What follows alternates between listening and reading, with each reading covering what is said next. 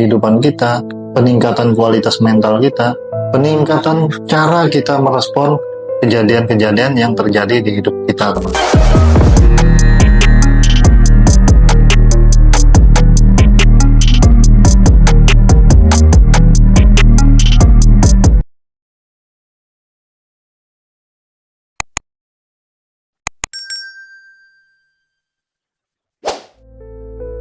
Hari ini, di kesempatan ini, saya Coach Dani akan membagikan tentang informasi berkaitan dengan hipnoterapi. Mengapa sih kita itu butuh hipnoterapi? Seberapa penting sih hipnoterapi dalam kehidupan kita?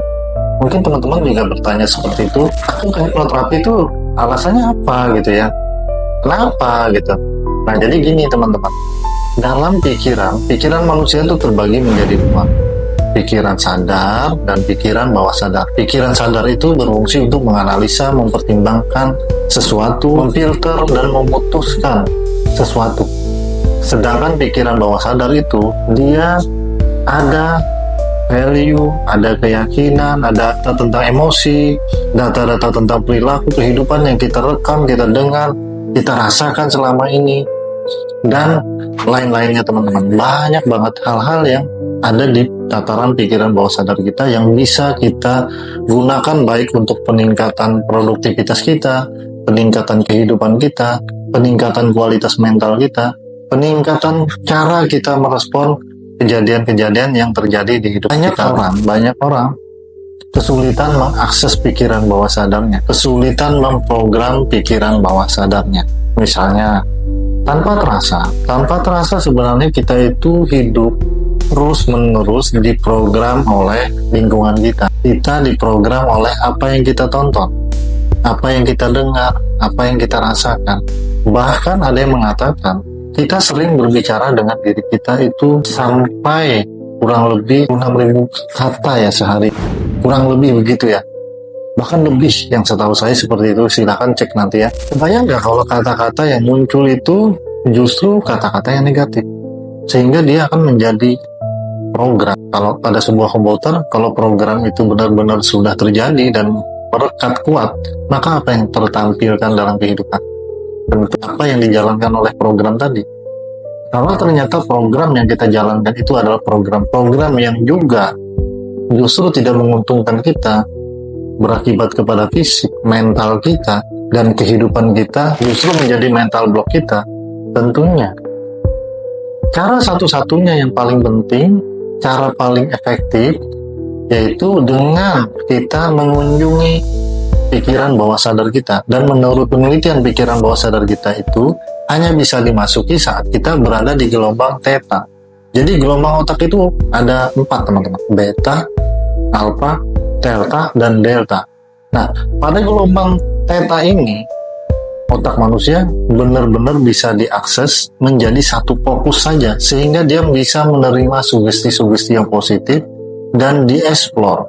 Misalnya ada data yang kurang diperlukan, yang justru kalau data ini ada terus-menerus, misalnya kayak data traumatis, rekaman traumatis, kalau ini ada terus-menerus, maka dia akan mengirimkan sinyal terus-menerus ke otak amigdala untuk mengatakan kita ini bahaya, sehingga hormon-hormon kortisol, hormon stres itu terus menyala di pikiran kita, sehingga mode kita waspada dan saraf-saraf kita jadi kurang rileks, teman-teman.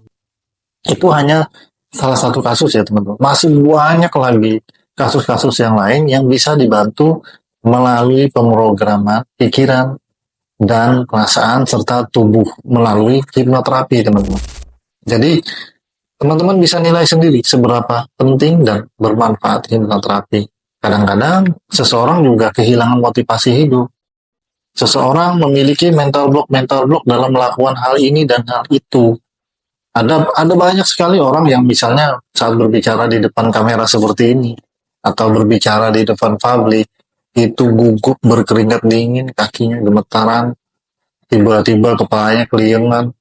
Itu karena ada program di dalam dirinya yang menggerakkan dia sehingga dia ngerasain seperti itu. Dan melalui proses-proses hipnoterapi, klien-klien seperti ini dari 1 sesi sampai 4 bahkan 5 sesi itu sangat-sangat terbantukan sekali untuk mencapai performanya yang lebih baik. Jadi hipnoterapi itu menurut saya sebagai seorang profesional hipnoterapis ya, itu adalah investasi terbaik untuk diri kita, karena kita mencintai diri kita menyayangi diri kita. Bahkan dengan hipnoterapi tadi kita memberikan healing sesungguhnya, bukan bukan lagi lari atau mengabaikan. Karena ketika kita responnya mengabaikan terus-menerus apa yang kita rasakan, secara tidak langsung kita tidak memperbaiki diri kita, tidak membenahi diri kita, bahkan membiarkan program-program yang kurang relevan dalam hidup kita, kita justru membawa beban terus-menerus mendapatkan masalah yang itu-itu saja. Semoga mendekati awal tahun ini teman-teman berbenah sehingga menjadi orang yang baru dengan pemikiran, perasaan dan program yang baru, menimbulkan perilaku yang baru, tindakan yang baru, semangat yang baru ke arah performa mental yang lebih baik, produktif, dan tentunya menguntungkan diri kita sendiri.